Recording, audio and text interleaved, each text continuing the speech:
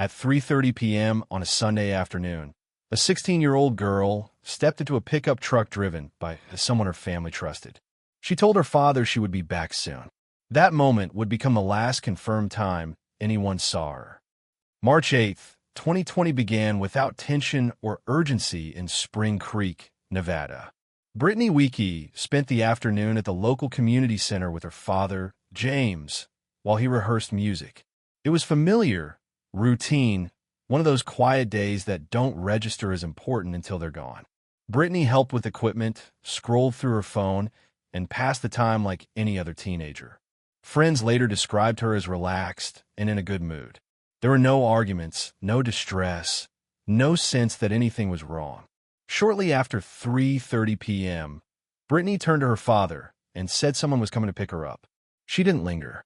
Outside, a blue pickup truck waited. The driver was someone the family knew well, someone who had been around for years. Britney waved goodbye, climbed inside, and the truck pulled away. Minutes passed, then an hour, then more. By early evening, Britney still hadn't returned home. At first, there was no alarm. Plans change. Fullness D. Teenagers lose track of time. But when her phone began going straight to voicemail, concern sharpened quickly. Britney was known for responding. Silence was not normal for her. That unanswered phone became the first real sign that something was wrong. As night fell, worry spread through the family. Calls went out to friends. Messages were sent. No one had seen her. No one had heard from her. The pickup truck she had left in was now the last confirmed lead, and the only clear anchor in a rapidly unraveling timeline. Spring Creek is a place where people recognize each other at gas stations and grocery stores. Strangers stand out. Word travels fast. Yet somehow, Britney had vanished without leaving a trace behind. By the next morning, what had begun as quiet concern became an official missing person case. Search efforts would soon expand across desert roads and open land. Social media would flood with her photo. Volunteers would comb areas few people ever visit. But before any of that happened, before searches, theories, or questions, the reality was simpler and more disturbing. Britney hadn't disappeared while alone. She hadn't vanished into the unknown. She was last seen with someone everyone believed they could trust. By sunrise, the quiet of Spring Creek had grown heavy. Silence had replaced explanation. And in a town where everyone knows each other, that silence screamed that something was very wrong. March 9th, 2020 began not with answers, but with questions no one could yet answer. Britney Ujlaky's family filed a missing person report with the Elko County Sheriff's Office. What had lingered overnight as fear was now official, time-stamped and urgent. Britney was gone, and someone had to account for her last moments. Investigators immediately turned to the same question pressing in everyone's mind. Who was the last person to see her alive? The timeline led back to the same afternoon, the same blue pickup truck, the same fleeting wave goodbye. But they did not yet name names. That revelation would come later. For now, the last confirmed moment existed only as a haunting placeholder. Across Spring Creek, the community stirred into action. Volunteers walked desert paths, checked pastures, and scanned dirt roads. Flyers appeared at gas stations and grocery stores. Social media filled with posts pleading for information, every share carrying the weight of collective hope and fear. Despite these efforts, no one had seen or heard from Britney after she left that truck. Her phone remained unreachable. Her social media accounts showed no activity. In a town where someone usually knows something, this absence of information was unsettling, almost unnatural. Authorities began examining every lead, tracing her final steps, and reviewing messages. They asked friends and neighbors for details, carefully noting inconsistencies. Early speculation hovered in the air, but nothing concrete emerged. Theories existed only as shadowy possibilities. Had she run off? Encountered someone new? Something else entirely? Then, tension escalated. Anonymous messages arrived. They demanded money in exchange for Britney's safe return and made cryptic references to chemicals and danger. The family's panic intensified as they realized someone might be exploiting their fear. Cybercrime specialists traced the number to a prepaid phone registered with false information, likely extortion. But for a family already desperate for answers, the messages felt terrifyingly real. Nearly 48 hours had passed since her disappearance. Community searches expanded. Drones hovered over scrubland. Volunteers combed every trail. And yet, Britney remained missing, her absence growing louder with each hour. The uncertainty hung over the town like a dark cloud. For every friend who hoped, there was someone else wondering, what could have happened? And deep down, the uneasy truth began to take shape. Someone in her circle, someone known and trusted, held the key to that silence. In Spring Creek, everyone knew the streets, the stores, the faces of their neighbors. Yet when Britney Ujlaky vanished, even familiar sights, the quiet community center, the empty parking lot, began to feel strange, foreign. And already, the first cracks were forming in the story everyone thought they knew. By March 10th, nearly 48 hours after she had left, investigators began to notice patterns that didn't add up. Britney's phone and social media were still inactive. Snapchat logs showed her last activity around 3:30 p.m. Mundane selfies, brief chats, but then nothing. The abrupt silence was alarming, suggesting that whatever had happened did so swiftly, without witnesses. Authorities retraced her afternoon step by step. They reviewed the community center, the streets nearby, and the open field she often passed through. Friends and neighbors were interviewed. Each timeline, each small discrepancy, added weight to the growing unease. Subtle hesitations and vague answers appeared in statements. Nothing confirmed guilt, but instinct told detectives that some pieces of the puzzle weren't being told. Meanwhile, community searches pressed on. Volunteers scoured dirt roads and desert paths, scanning for any sign of her. A drone hovered above the scrubland, capturing the expanse from a bird's-eye view. Yet no trace of Britney was found. The empty landscape, the absence of footprints beyond routine paths, amplified a sense of dread that blanketed the town. Adding to the tension was a mysterious new figure in Britney's digital world. Under the alias JT, she had exchanged messages in the days leading up to her disappearance. Friends recalled her mentioning JT with caution, noting she was tentative in the conversation. Small signs of unease, short replies, pauses before responding, were subtle, but investigators cataloged them carefully. Every tiny behavioral cue was now a potential thread to follow. The community, meanwhile, felt the strain. Parents kept children close. Rodeo teammates whispered in corners. Even casual acquaintances began watching each other's movements, uncertain who to trust. In a town built on familiarity, suspicion was a new and uncomfortable presence. Despite extensive searches, digital forensics, and interviews, Britney remained missing. Her absence was now more than unexplained. It was unsettling, a silence that demanded answers. And in that silence, detectives realized the key to solving the case likely lay not somewhere distant, but within the circle she knew best, someone everyone believed they could trust. Sometimes, the smallest details tell the largest truths. A misplaced object, a pause in a statement, a phone ping where it shouldn't be.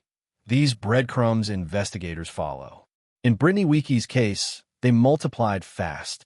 By the afternoon of March 10th, investigators were comparing witness statements against phone data and travel patterns. Every message Britney had sent and every device ping became part of the puzzle. Nothing overtly criminal appeared, yet subtle inconsistencies began to emerge. Timelines didn't match. Minor details were forgotten. Investigators felt unease grow with each small contradiction. SnapMap showed Britney's phone lingering in familiar areas after she should have returned home. That alone might have been coincidence, but in context, it stood out. Something about the pings suggested movement that didn't fit her known routines. Physical evidence in her usual paths added to the tension. Scratches on fences, faint footprints in sandy trails, and displaced rocks were cataloged carefully. Nothing screamed crime at first glance, but layered together, they hinted at a path that was anything but ordinary. Every anomaly became a question mark. Every question mark a potential lead. Snap map data told a troubling story. Britney's device appeared in locations inconsistent with where he said he had dropped her off. Call logs and deleted messages hinted at interactions he hadn't disclosed. Each inconsistency was a thread, but together they formed a tapestry of doubt. Investigators felt unease grow with every digital anomaly, as if someone was quietly manipulating the narrative. Physical evidence only added to the suspicion. Footprints, tire tracks, and microscopic traces suggested someone had returned to areas they claimed to have left hours before. Nothing screamed foul play alone, but layered with the digital contradictions, these breadcrumbs began to shape a concerning picture. Neighbors recalled seeing the familiar blue pickup truck in places and, at times, that didn't match his story. A friend remembered overhearing a conversation that didn't align with earlier accounts. Each recollection seemed small, yet each one contradicted the story he had told, a pattern too consistent to ignore. Then there were JT's messages, deleted images, missing conversations, fragments only retrievable through forensic work. Britney had been cautious with this contact, careful in her replies. Investigators saw it as more than just a digital anomaly. Deliberate gaps hinted at someone controlling what they could see, steering the investigation into uncertainty. Across Spring Creek, tension began to ripple outward. Friends questioned whom they could trust. Rodeo teammates, once joking and relaxed, now watched each other's moves carefully. Even casual neighbors sensed unease, whispering speculation and nervously recalling details that had seemed trivial before. By the end of the day, the investigation had a clear focus without a definitive answer. Every recovered text, every snap map ping, every small deviation from the last person's account became a signpost pointing toward an unsettling reality. The truth remained hidden, but every breadcrumb brought it closer, and investigators were closing in. Suspicion had shifted. The town's calm surface was gone, replaced with questions and doubt. And somewhere beneath it all, the pieces of a grim puzzle were beginning to align.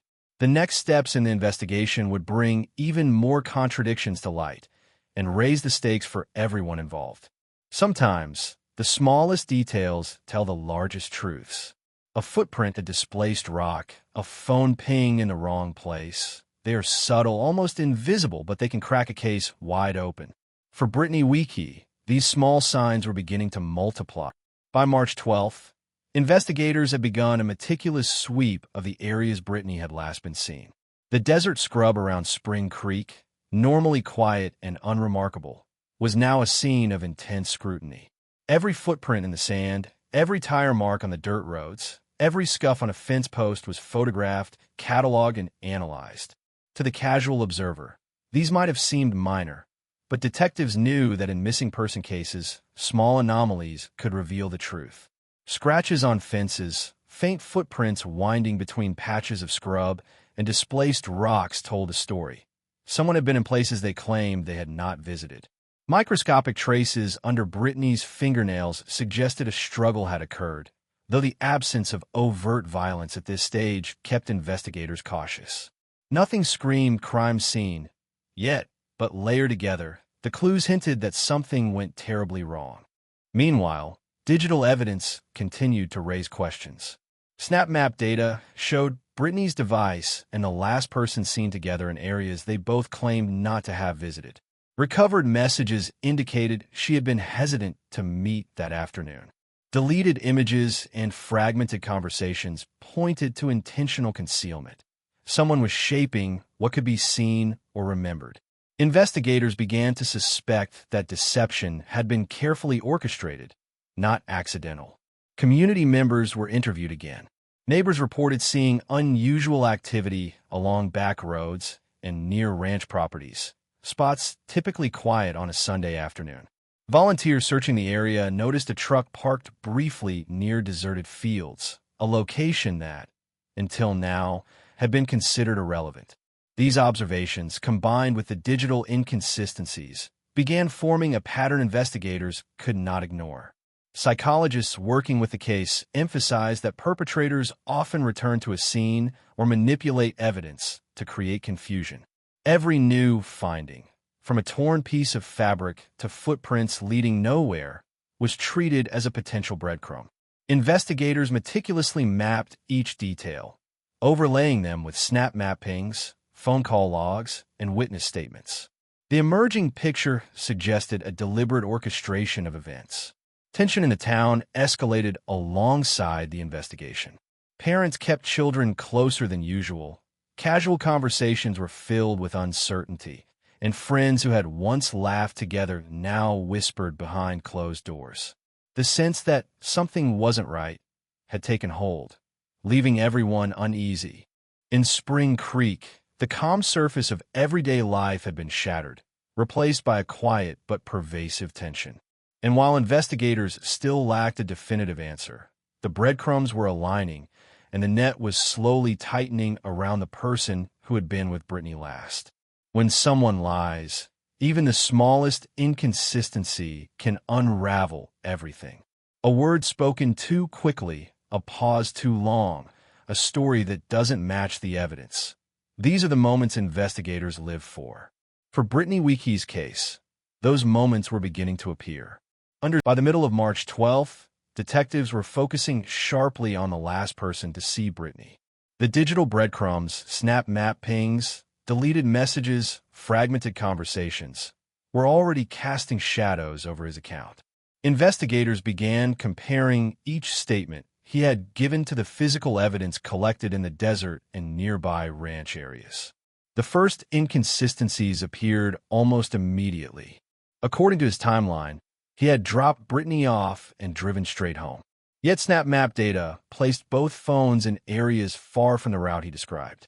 Investigators marked the locations, overlaying them on aerial maps of Spring Creek, and noticed patterns that didn't match the familiar roads.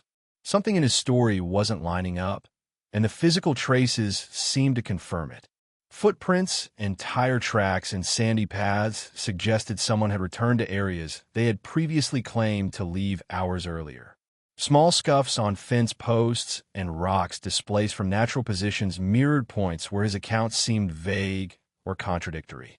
Forensic specialists examined microscopic traces collected from these locations, and a subtle but telling pattern began to emerge, movements that could not have been accidental. Even the deleted snap messages added another layer of suspicion. Investigators were able to recover fragments of conversations where Britney expressed hesitancy about meeting that afternoon. The tone of her messages indicated caution, almost warning, which contradicted the casual scenario he had presented to authorities. In short, the digital record suggested she had been uneasy, yet he insisted the afternoon had been ordinary. Community observations added fuel to the fire. Neighbors reported seeing a familiar blue pickup truck parked at unusual locations, far from the normal routes to and from the community center. Volunteers searching the desert had noticed tire marks that didn't match any of the officially registered vehicles at nearby ranches. Even minor details, like the timing of lights and windows or the sound of engines, were logged and cross-referenced. Each small observation contradicted his story in subtle but cumulative ways. As detectives pressed further, behavioral cues began to emerge. When asked to recount events, he hesitated, repeated phrases, and occasionally contradicted himself without realizing it. Investigators noted these micro-behaviors, slight shifts in posture, quick defensiveness, a voice rising and falling unnaturally. For trained eyes, these weren't just signs of stress. They were potential indicators of deception. By the end of Part 7, the net was tightening. Physical evidence, digital data, and behavioral observation all pointed in a direction investigators could no longer ignore. The inconsistencies were too numerous to be coincidental. Yet, there was still no confession, no definitive link to the crime scene, only an accumulation of clues pointing toward the same individual. The quiet town of Spring Creek felt a growing tension. Conversations were cautious, smiles a little forced, and every familiar face seemed suddenly uncertain. Investigators had the pieces, but fitting them together into a clear picture required patience, precision, and time. And somewhere in the shadows, the person who had last been with Britney was aware that the story he had told was starting to unravel. Sometimes the smallest traces tell the biggest stories. A fingerprint on a rock, a smudge on fabric, a digital ping in the wrong place. These fragments can unravel lies and point straight to the truth. For Britney Ujlaky's case, that truth was beginning to surface. By March 13th, investigators had returned to the remote Barnard Basin area where Britney's body had been found. The scene, though previously combed, yielded new insights under meticulous forensic examination. Tiny scratches on nearby rocks, scuff marks in the sand, and fragments of clothing caught in bushes were photographed and cataloged. Each small detail became a thread, woven into the growing narrative of that afternoon. Microscopic evidence from beneath Britney's fingernails revealed something critical: biological material that did not belong to her. Forensic analysts immediately flagged it for DNA testing. Within days, the results returned, a match to the last person who had seen her alive. This discovery shifted the investigation dramatically. A person who had been considered a friend, a trusted figure in the community, was now directly linked to the physical evidence at the crime scene. Digital data reinforced the breakthrough. Snap map pings from both Britney and the suspect placed them together in the desert at the exact time he claimed to have left her elsewhere. Deleted messages recovered from his phone showed attempts to control her movements and urge her to meet, even after she expressed hesitation. Every fragment pointed to a deliberate orchestration of events that ultimately led to her death. Investigators also revisited tire tracks and footprints in the area. Comparison with the suspect's vehicle confirmed he had driven along paths that aligned with the body's final location. Footprints showed movements consistent with dragging or moving an unconscious or deceased person. When cross-referenced with forensic analysis of scratches and biological traces, the picture became grimly clear. He had been present during the final moments of Britney's life. At the same time, psychological experts consulted on the case highlighted patterns consistent with premeditation and manipulation. Attempts to erase digital evidence, contradictory statements, and subtle control over Britney's movements indicated someone who was calculating, aware of the investigative process, and attempting to mislead authorities. The combination of physical, digital, and behavioral evidence was converging toward a single individual, the person who had been entrusted with her safety. The community began to sense the magnitude of the investigation. Neighbors who had seen unusual activity along back roads, ranch paths, and open desert areas suddenly understood that what they witnessed was not random. Volunteers who had followed grids through the desert scrub realized the tire marks and footprints aligned with the suspect's story inconsistencies. The tension in Spring Creek grew as fear and disbelief intertwined with mounting clarity. The danger had been someone close, someone the town had trusted. By the end of this phase, investigators had compiled a chain of evidence that was both compelling and coherent. DNA evidence, digital footprints, behavioral contradictions, and forensic traces all pointed toward a calculated act. For the first time, the case was no longer about possibilities, it was about proof. Sometimes, the smallest traces tell the biggest stories. A fingerprint on a rock, a smudge on fabric, a digital ping in the wrong place. Tiny fragments that can unravel lies and reveal the truth. For Britney Ujlaky's case, those fragments were starting to speak loudly. Investigators returned to Barnard Basin, the desert where Britney had last been seen. Scratches on rocks, scuff marks in sand, and fragments of clothing caught in bushes were photographed and cataloged. Each item was a silent witness to events that no one had noticed before. Every detail was logged, every trace preserved. Then came the microscopic evidence beneath Britney's fingernails. Biological material that did not belong to her was discovered. Days later, DNA testing confirmed the source. It matched the last person who had seen her alive. The revelation rippled through the investigative team. Someone once trusted was now linked directly to the crime scene. Digital evidence added another layer. Snap map pings placed Britney and the suspect together in locations he claimed he had left hours earlier. Deleted messages recovered from his phone revealed attempts to influence her movements and control her decisions. Every recovered fragment pointed to deliberate orchestration, a pattern of manipulation and deceit. Footprints in the sand told a story of their own. Movements suggested Britney had been moved, dragged along desert paths. Tire tracks aligned with the suspect's vehicle. Combined with scratches, DNA, and digital footprints, the truth became undeniable. Each piece of evidence was small on its own, but together they formed a chain too strong to ignore. Psychologists consulted on the case highlighted a chilling pattern: calculation, manipulation, and deliberate attempts to mislead authorities. The suspect had not acted impulsively. Every deleted message, every misleading statement, every carefully timed movement suggested awareness of investigative methods. This was premeditation, disguised as ordinary activity. The community of Spring Creek began to grasp the reality of the situation.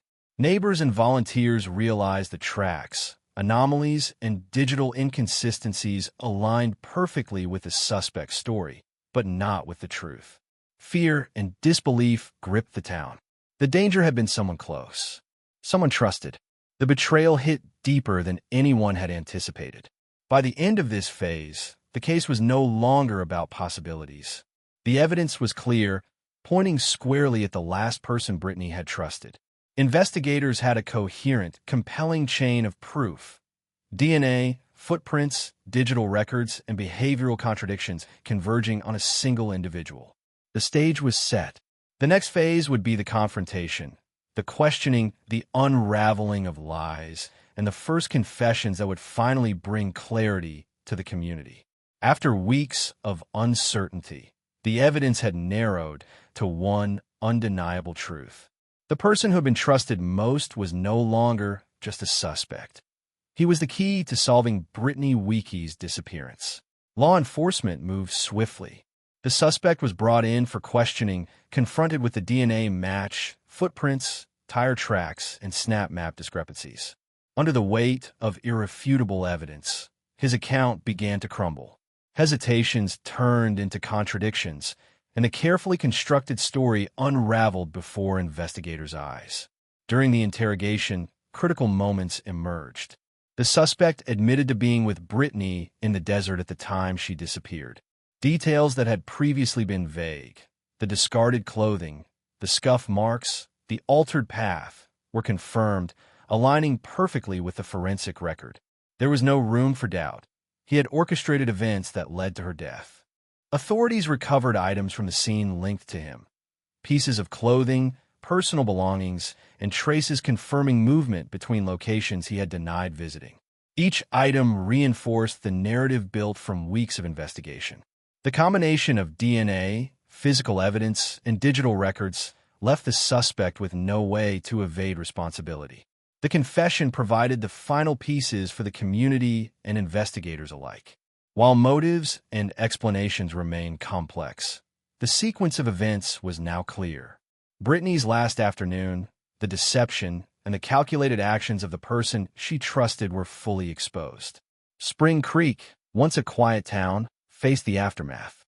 Friends, family, and neighbors struggled to reconcile the betrayal. But the investigation's resolution brought accountability. The evidence had spoken, and justice, though delayed, was now in motion. In the end, the story of Britney Ujlaky is a reminder that appearances can deceive, and trust, even in the most familiar hands, can be broken. What began as an ordinary day in a small town ended in tragedy, but through meticulous work, the truth emerged. The case was closed, the puzzle solved, and the last piece, the truth, had finally been revealed.